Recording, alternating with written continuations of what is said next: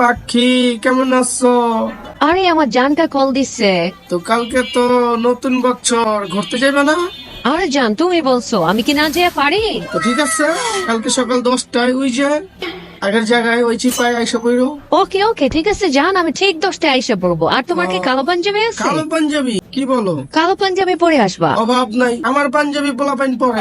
আমি পুরা মহল্লার মধ্যে পাঞ্জাবি সাপ্লাই দেই। পোলাপাইন ঘুরতে গেলে তো আমার টি পরে।